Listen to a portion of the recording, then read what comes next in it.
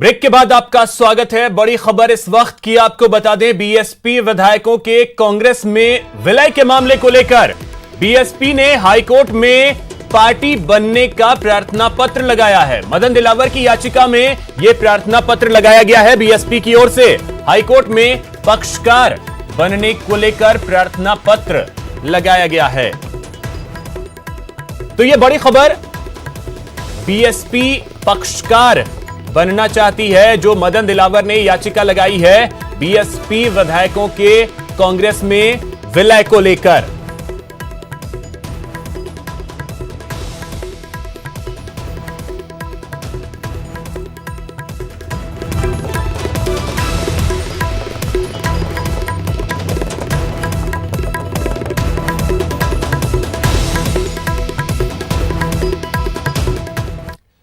तो चलिए, इस वक्त हमारे साथ खास मेहमान जुड़े हुए हैं। मनीष पारिक जी बीजेपी से, सत्येंद्र भारद्वाज जी कांग्रेस से जुड़े हैं और एके जैन साहब जो कि वकील हैं, वरिष्ठ अधिवक्ता हैं। सर, आप सभी का एक बार फिर से मैं स्वागत करता हूं न्यूज 18 राजस्थान पर।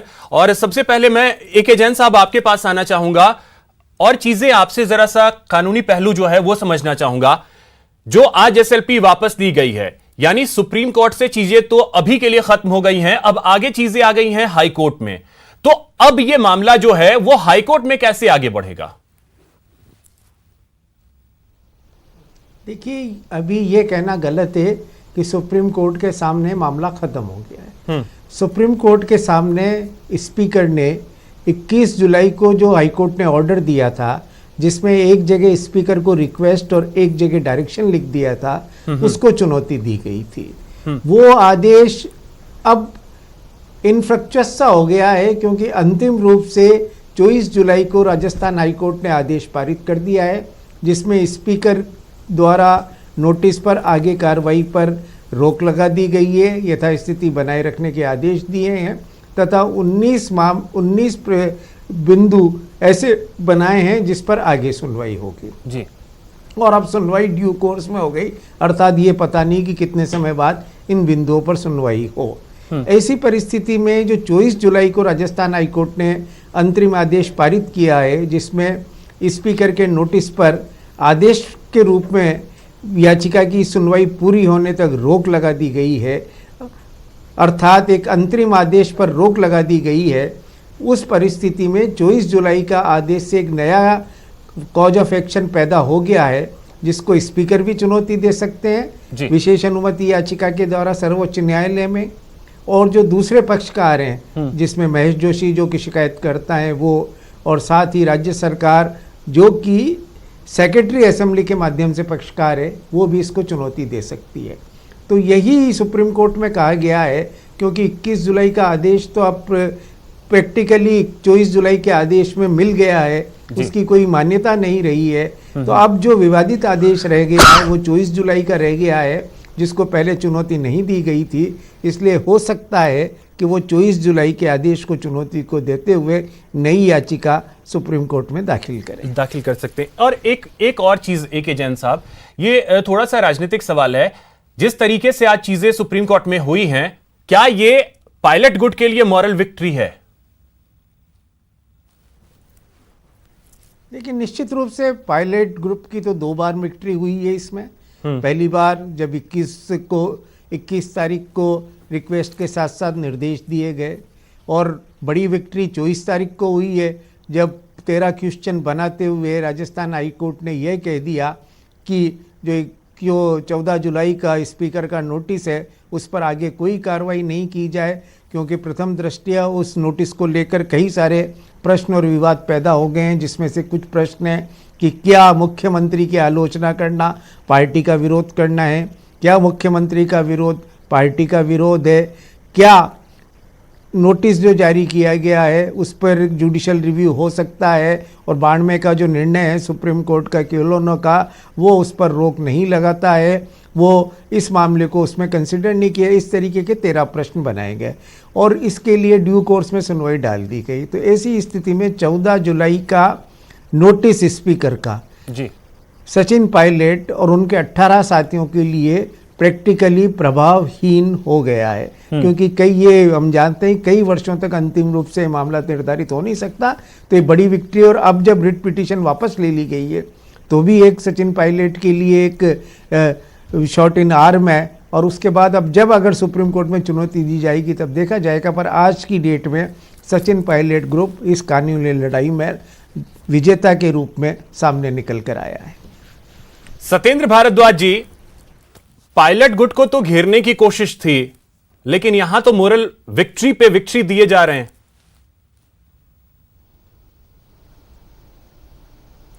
देखिए, मैं कहना चाहूँगा यहाँ पे कि न्यायालय ने अपना एक स्टैंड रखा है, कि एक निर्णय दिया है जिसका आंशिक निर्णय मैं कहूँगा कि न्यायालय ने स्टैंड नहीं, एसएलपी वापस ली गई है, एसएलपी वापस ली गई है।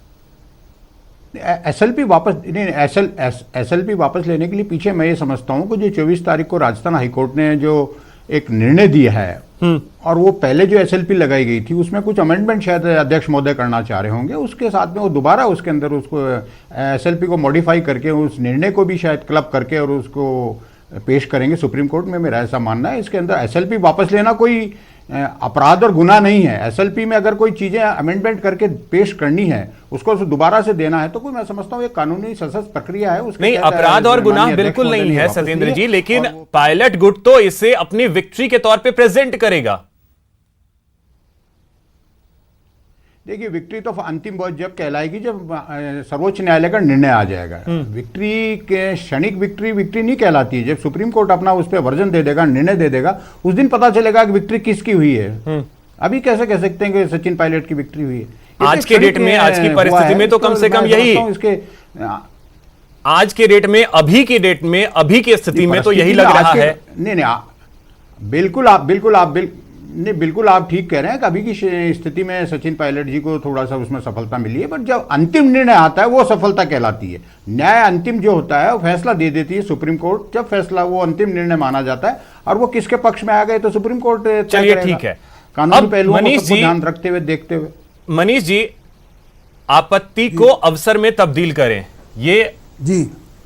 ये नारा ही अभी दिया जा रहा है कि जो कोरोना का दौर है, आपत्ति है, इसको अवसर में कैसे बदलें।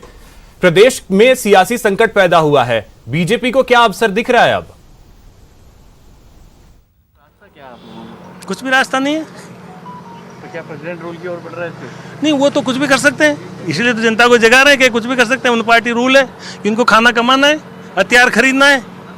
मैं सामान खरीदूंगा तभी तो मोल भाव करूंगा, 2 पैसा बचाऊंगा। ये देश कमज़ोर हो रहा है, बेरोजगारों को रोजगार की काम नहीं कर रहे, चीन के खिलाफ हथियारों की बात कर रहे हैं, फिर हमारे देश की कहाँ गई वो? हमारे DRDO 6 DRDOज हैं, ऐसे DRDOज हैं जो अमेरिका से 6 शस्त्र बना रहे हैं। क्यों बंद कर दिया उनको? क्यों इन देरों को बेरोजगार कर दिया? क्यों कमीशन पे हथियार मंगाए जा रहे हैं, ईमानदार से मंगाए जा रहे हैं? तो देखिए, इसकी जाँच करना चाहिए। मैं भी जब ये MLA भी नहीं बने थे, उसके पहले MLA बन गया था नरेंद्र मोदी जी, हमको बिठा दो। तो बड़ी खबर, हाईकोर्ट में पक्षकार बनाने का प्रार्थना पत्र जो है बीएसपी की तरफ से दिया गया है। मनीष जी, अब अपनी बात रखिए।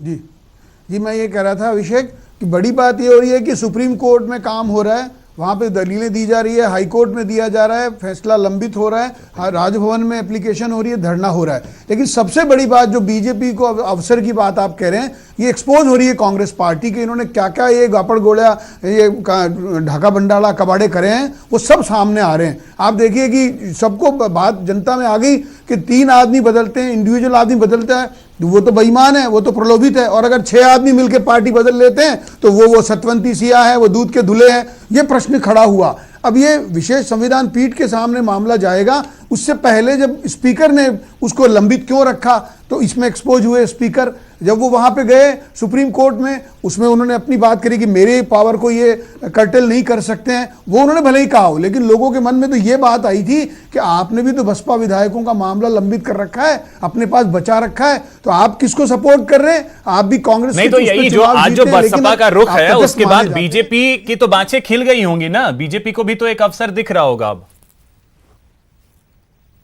जी, आप इसको ये कह सकते हैं कि जो आपदा है वो उनके लिए है, अवसर भाजपा के लिए है। हाँ, तो वही क्या अवसर अब दिख रहा है? और क्या अब बीजेपी एक्टिव होगी, या जिसको कहते हैं मनीष जी की दूध का जला छाछ भी फूक फूक कर पीता है, महाराष्ट्र के बाद थोड़ा सा रुक करके चल रहे हैं?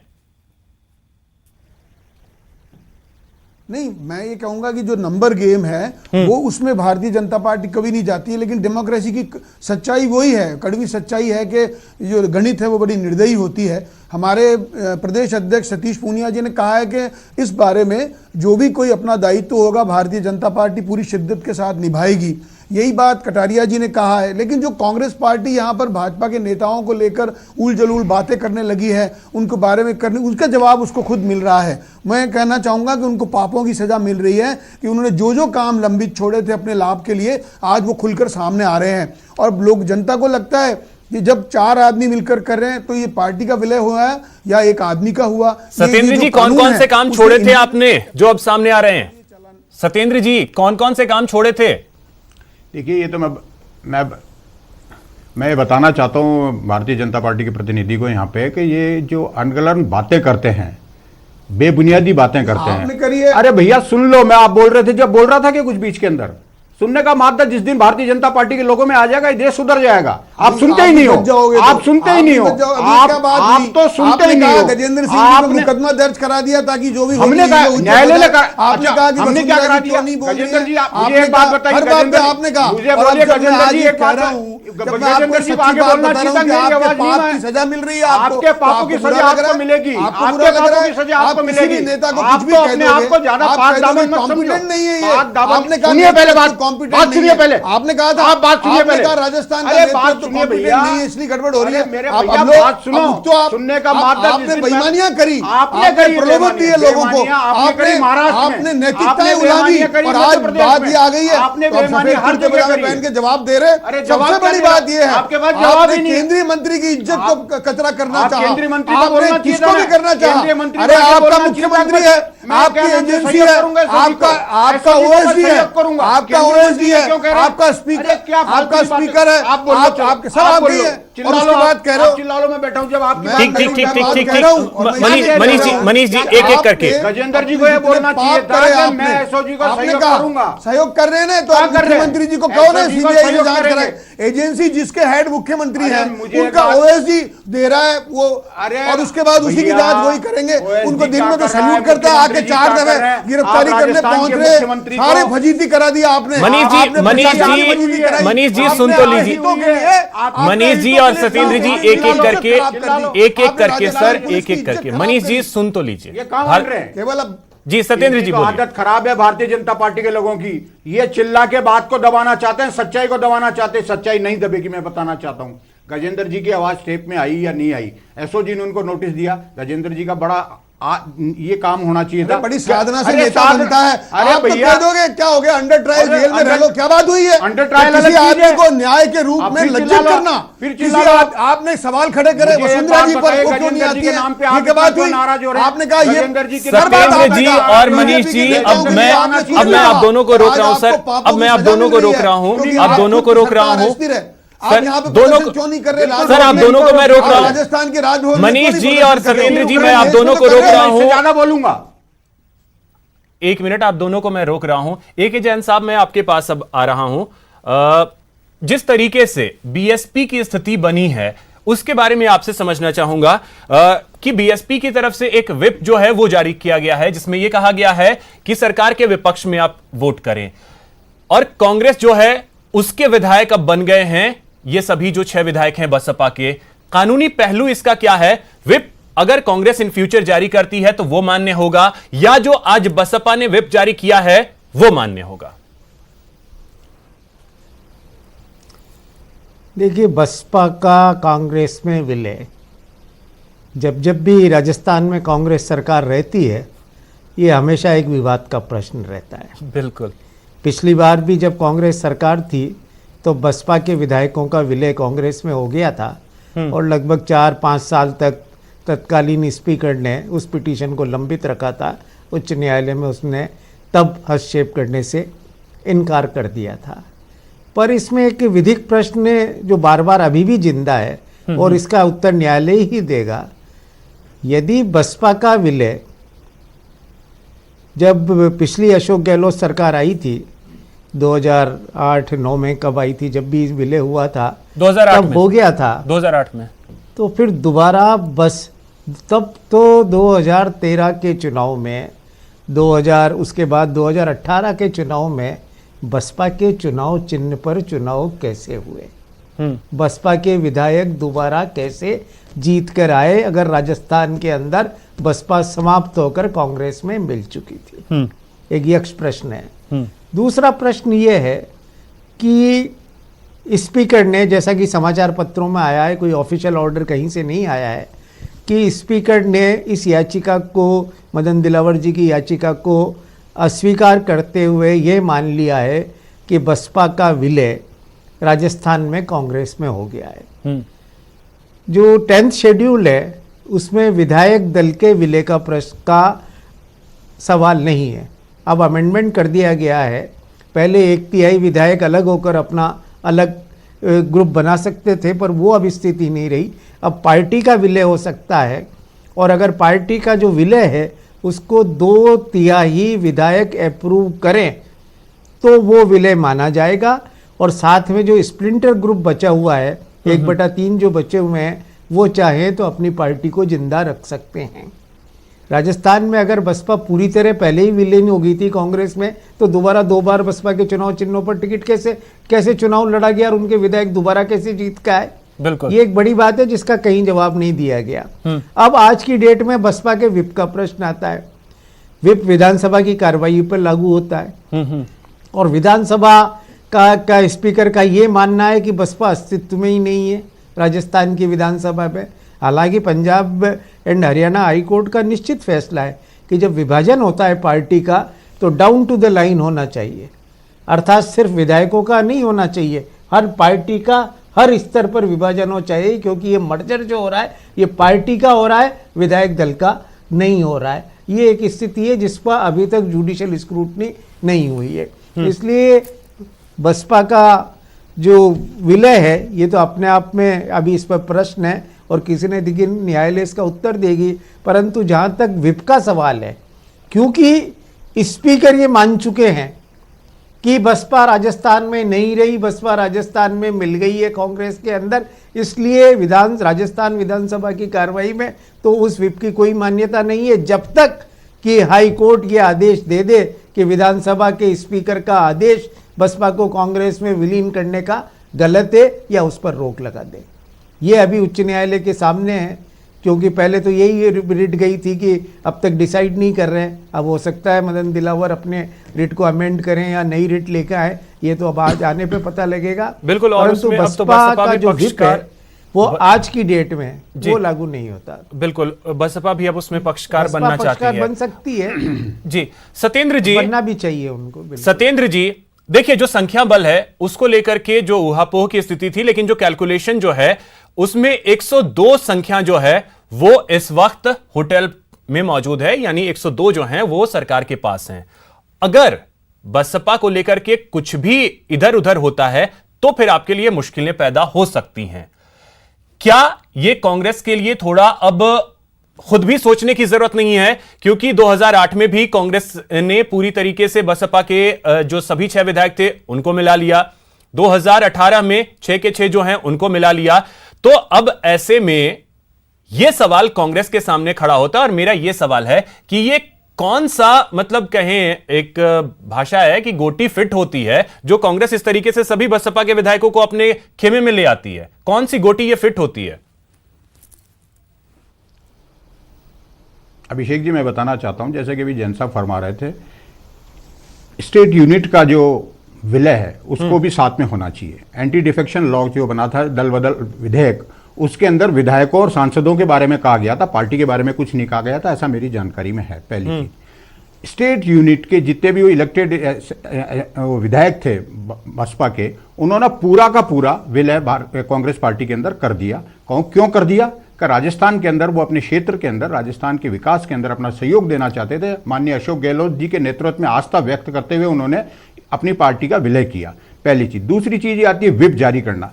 विप सदन के अंदर जो चीफ विप होते हैं पार्टी के, जो अलग अलग पार्टियों के अलग अलग होते हैं, वो जारी करता है विप जारी। ऑल इंडिया प्रेसिडेंट किसी भी पार्टी का विप जारी नहीं कर सकता, ऐसा मेरी जानकारी में है, ऐसा कानून है। तीसरी चीज ये आती है, जब विलय ही सही हुआ है तो हमारा संख्या बल तो वैसे भी ठीक है, आज भी ठीक है।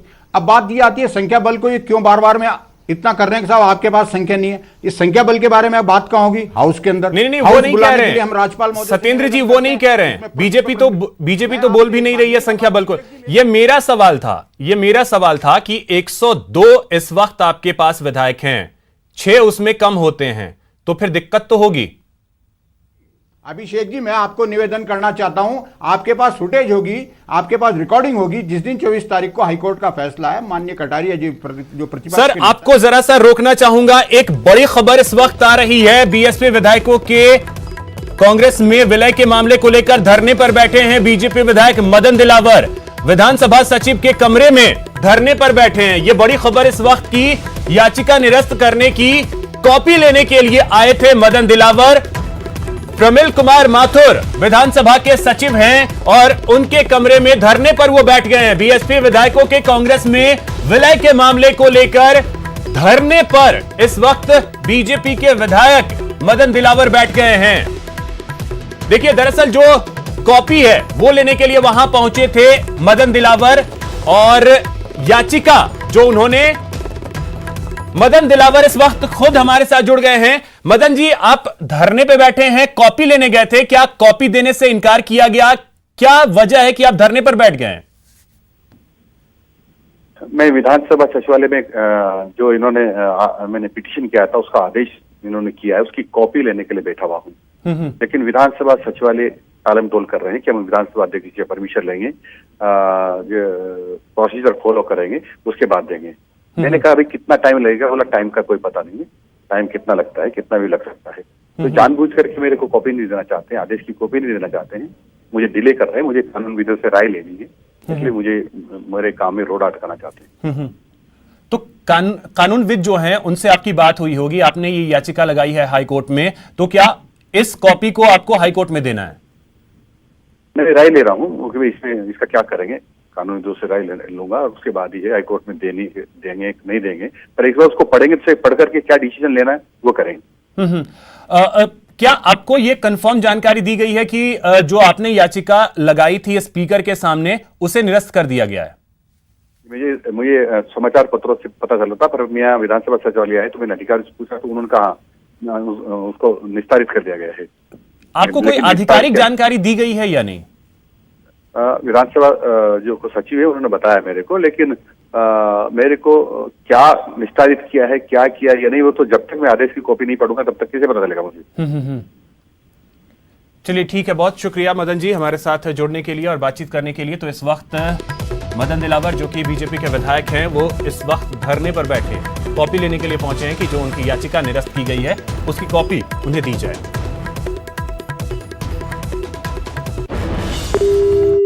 तो लगातार इस खबर पे हम बने हुए हैं, हमारे साथ खास मेहमान भी जुड़े हुए हैं, उनके पास भी चलेंगे और चर्चा को जारी रखेंगे, लेकिन उससे पहले यहां रुकेंगे एक छोटे से ब्रेक।